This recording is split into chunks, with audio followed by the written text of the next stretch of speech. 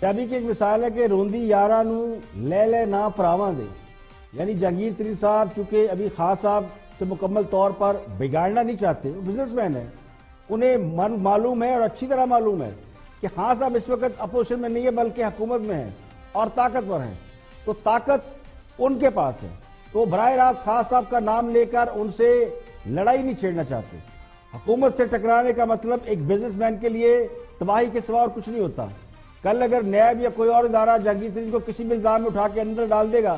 تو جہانگیر ترین کیا کر لیں گے؟ اس لیے خان صاحب کی بجائے ان کے پرنسپل سیکرٹری یعنی بیوروکریٹ اعظم خان پر الزام لگایا جا رہا ہے کہ سب کچھ کیا جا رہا انہیں کا ہے، لیکن حقیقت یہ ہے کہ جہانگیر ترین کا اصل شکوہ اپنے دوست عمران خان سے ہے۔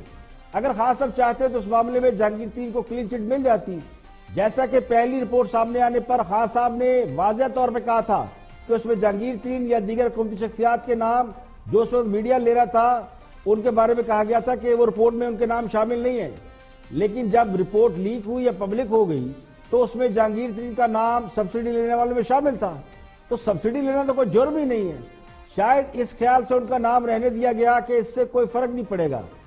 لیکن ککھ دی بھی چوری تو لکھ دی بھی چوری۔ جہانگیر ترین اچانک ہی اپنی جماعت کے لوگوں میں اجنبی بن گئے ہیں، تو پھر کیا وہ اتنا بھی شکوہ نہ کریں کہ روندی یارہ نو لے لے نا پراواں دے؟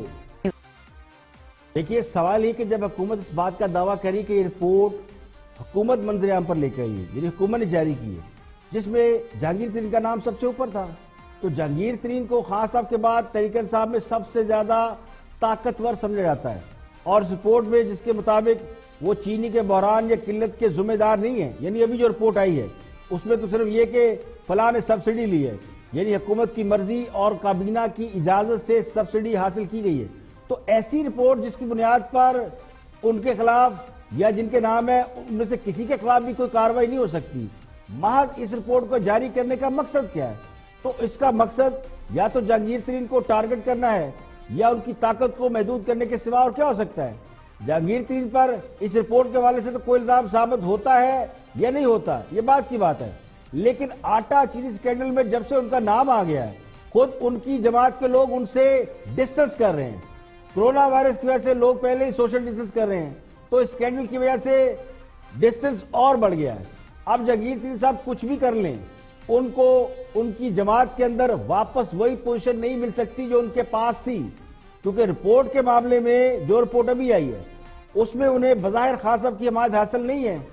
اگر خان صاحب دوبارہ ان پر ہاتھ رکھ دیں جس کا امکان کافی حد تک ہے تو وہ پھر پارٹی کے اندر ضرور رہیں گے، لیکن وہ اتنے ہی طاقتور ہوں گے اس کا امکان نہ ہونے کے برابر ہے۔ تو تصویر کا ایک دوسرا رخ یہ بھی ہو سکتا ہے کہ جہانگیر ترین بہت طاقتور آدمی تھے اور انہیں ایک رپورٹ کی بنیاد پہ کٹ ٹو سائز کر کے بیلنس کر دیا گیا۔ دیکھیے اصل سوال یہی ہے کہ چینی 55 سے 71 پر اور اس کے بعد 71 سے 90 پر کیسے چلی گئی؟ تقریباً یہ 35 روپے فی کلو چینی عوام کو مہنگی فروخت کی گئی۔ اصل گھپلہ تو یہی ہوا ہے کہ چینی پر 30 سے 35 روپے کلو منافع کس نے کمایا؟ چینی اس وقت مہنگی ہوتی ہے جب چینی کی قلت ہو، جبکہ چینی وافر مقدار میں موجود تھی اور اتنی وافر تھی کہ اس کی ایکسپورٹ کی گئی، اور یہ بھی ابھی معلوم نہیں کہ کس ملک کو ایکسپورٹ کی گئی۔ یہ کہا جا رہا ہے کہ چینی ایکسپورٹ کر دی گئی، تو کسی ایک ملک کا نام بھی تو بتا دیں، اور سوال یہ بھی کہ ایکسپورٹ کی بھی گئی یا نہیں کی گئی۔ ہمارے یہاں سب سے بڑا آسان کام تو یہ کہ ہم ہمسایوں کو اسمگل کر دیتے ہیں، اور سب سے زیادہ آٹا اور چینی افغانستان کو اسمگل کیا جاتا ہے یا کیش پر بیچا جاتا ہے، افغانی خود ہی خریدتے ہیں مال اور افغانستان لے جاتے ہیں۔ تو اصل میں ہوا تو یہی ہے کہ چینی فالتو بھی نہیں تھی اور اسے ایکسپورٹ کر کے سبسڈی بھی لے لی گئی۔ جب چینی کم ہوئی تو پھر مارکیٹ میں اس کے دام بڑھ گئے ہوں گے۔ فرانسیسی رپورٹ اب یہ بتائے گی کہ وہ پیسہ مل مالکان کی جیب میں گیا یا ذخیرہ اندوزوں نے مال بنایا۔ ویسے تو خان صاحب کو رپورٹ ہے کہ شوگر مل والوں نے مال کمایا، لیکن یہ جو 30-35 روپے منافع ہے اگر اس کو کیلکولیٹ کرے تو یہ بات کہیں 100-150 روپے میں جا کے ٹھہرتی ہے جو کسی نہ کسی کی جیب میں گیا ہے۔ تو اصل غصہ یہی ہے کہ ناک کے نیچے سے اربوں روپے کی دہاڑی لگ گئی اور پتہ بھی نہیں چلا۔ لگتا یہ کہ چینی سکینڈل رپورٹ اپوزیشن کو بھی ہضم نہیں ہو رہی اور وہ سمجھتے یہ کہ اس معاملے میں جہانگیر ترین کو قربانی کا بکرا بنایا گیا ہے۔ ہاں صاحب نے پاور کوریڈور میں اپنی گرتی ہوئی ساکھ کو بچانے کی کوشش کی ہے، جنہوں نے خان صاحب پر آٹے اور چینی بحران کی تحقیقات کے لیے شاید کوئی دباؤ یا استعمال کیا، تو اپوزیشن کے لوگ جو خود بھی حکومتوں کا حصہ رہے ہیں بلکہ حکومت رہے ہیں، ان کا خیال یہ کہ جہانگیر ترین کا پتہ صاف کیا گیا ہے۔ اب سوال یہ کہ کیا اپوزیشن کو جہانگیر ترین سے ہمدردی پیدا ہو گئی ہے، یا ان کے خیال میں جہانگیر ترین بھی خان صاحب کے متاثرین میں شامل ہو گئے ہیں؟ اپوزیشن تو پہلے ہی متاثرین خان صاحب ہے، اور جہانگیر ترین بھی انہیں اب اپنی صف میں کھڑے ہوئے محسوس ہو رہے ہیں۔ تو لگتا ہی ہو کہ اپوزیشن دراصل جہانگیر ترین کے معاملے پر حکومت کے موقف پر شک کا اظہار کر رہی ہے۔ تو دوسرے لفظوں میں جہانگیر ترین سے یہ کہا جا رہا ہے کہ اے اندلیب آ، مل کے کرے آہو زاریاں۔ ابھی کی ایک مثال ہے کہ روندی یاراں نو لے لے نہ پراواں دے، یعنی جہانگیر ترین صاحب چونکہ ابھی خان صاحب سے مکمل طور پر بگاڑنا نہیں چاہتے، وہ بزنس مین ہیں، انہیں معلوم ہے اور اچھی طرح معلوم ہے کہ خان صاحب اس وقت اپوزیشن میں نہیں ہے بلکہ حکومت میں ہیں اور طاقتور ہیں، تو طاقت ان کے پاس ہے، تو براہ راست خان صاحب کا نام لے کر ان سے لڑائی نہیں چھیڑنا چاہتے۔ حکومت سے ٹکرانے کا مطلب ایک بزنس مین کے لیے تباہی کے سوا اور کچھ نہیں ہوتا۔ کل اگر نیب یا کوئی اور ادارہ جہانگیر ترین کو کسی بھی الزام میں اٹھا کے اندر ڈال دے گا تو جہانگیر ترین کیا کر لیں گے؟ اس لیے خان صاحب کی بجائے ان کے پرنسپل سیکرٹری یعنی بیوروکریٹ اعظم خان پر الزام لگایا جا رہا ہے کہ سب کچھ کیا جا رہا انہیں کا ہے، لیکن حقیقت یہ ہے کہ جہانگیر ترین کا اصل شکوہ اپنے دوست عمران خان سے ہے۔ اگر خان صاحب چاہتے تو اس معاملے میں جہانگیر ترین کو کلین چٹ مل جاتی، جیسا کہ پہلی رپورٹ سامنے آنے پر خان صاحب نے واضح طور پہ کہا تھا کہ اس میں جہانگیر ترین یا دیگر حکومتی شخصیات کے نام جو اس وقت میڈیا لے رہا تھا ان کے بارے میں کہا گیا تھا کہ وہ رپورٹ میں ان کے نام شامل نہیں ہے، لیکن جب رپورٹ لیک ہوئی یا پبلک ہو گئی تو اس میں جہانگیر ترین کا نام سبسڈی لینے والے میں شامل تھا۔ تو سبسڈی لینا تو کوئی جرم ہی نہیں ہے، شاید اس خیال سے ان کا نام رہنے دیا گیا کہ اس سے کوئی فرق نہیں پڑے گا، لیکن ککھ دی بھی چوری تو لکھ دی بھی چوری۔ جہانگیر ترین اچانک ہی اپنی جماعت کے لوگوں میں اجنبی بن گئے ہیں، تو پھر کیا وہ اتنا بھی شکوہ نہ کریں کہ روندی یاراں نو لے لے نہ پراواں دے؟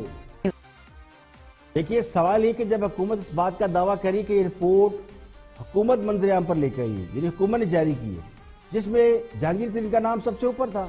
تو جہانگیر ترین کو خان صاحب کے بعد تحریک انصاف میں سب سے زیادہ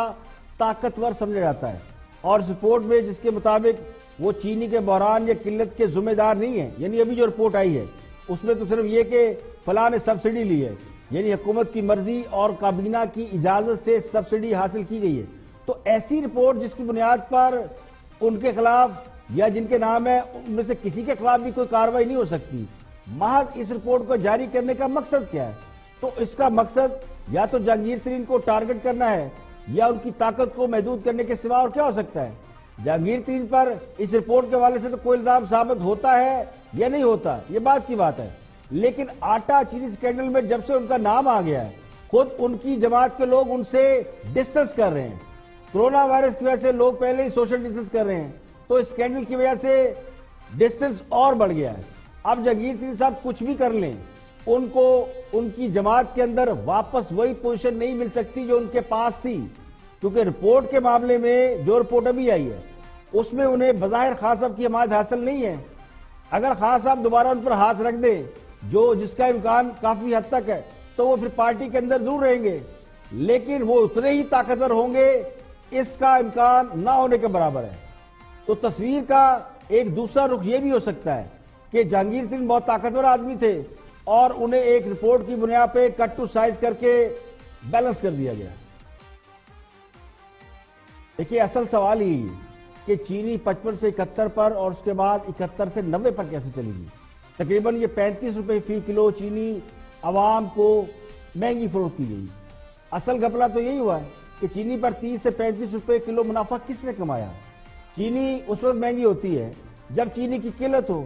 جبکہ چینی وافر مقدار میں موجود تھی اور اتنی وافر تھی کہ اس کی ایکسپورٹ کی گئی، اور یہ بھی ابھی معلوم نہیں کہ کس ملک کو ایکسپورٹ کی گئی۔ یہ کہا جا رہا ہے کہ چینی ایکسپورٹ کر دی گئی، تو کسی ایک ملک کا نام بھی تو بتا دیں۔ اور سوال یہ بھی کہ ایکسپورٹ کی بھی گئی یا نہیں کی گئی۔ ہمارے یہاں سب سے بڑا آسان کام تو یہ کہ ہم ہمسایوں کو اسمگل کر دیتے ہیں، اور سب سے زیادہ آٹا اور چینی افغانستان کو اسمگل کیا جاتا ہے یا کیش پر بیچا جاتا ہے۔ افغانی خود ہی خریدتے ہیں مال اور افغانستان لے جاتے ہیں۔ تو اصل میں ہوا تو یہی ہے کہ چینی فالتو بھی نہیں تھی اور اسے ایکسپورٹ کر کے سبسڈی بھی لے لی گئی۔ جب چینی کم ہوئی تو پھر مارکیٹ میں اس کے دام بڑھ گئے ہوں گے۔ فرانسک رپورٹ اب یہ بتائے گی کہ وہ پیسہ مل مالکان کی جیب میں گیا یا ذخیرہ اندوزوں نے مال بنایا۔ ویسے تو خاص صاحب کا رپورٹ ہے کہ شوگر مل والوں نے مال کمایا، لیکن یہ جو 30-35 روپے منافع ہے، اگر اس کو کیلکولیٹ کرے تو یہ بات کہیں 100-150 روپے پہ جا کے ٹھہرتی ہے، جو کسی نہ کسی کی جیب میں گیا ہے۔ تو اصل غصہ یہی ہے کہ ناک کے نیچے سے اربوں روپے کی دہاڑی لگ گئی اور پتہ بھی نہیں چلا۔ لگتا یہ کہ چینی سکینڈل رپورٹ اپوزیشن کو بھی ہضم نہیں ہو رہی، اور وہ سمجھتے یہ کہ اس معاملے میں جہانگیر ترین کو قربانی کا بکرا بنایا گیا ہے۔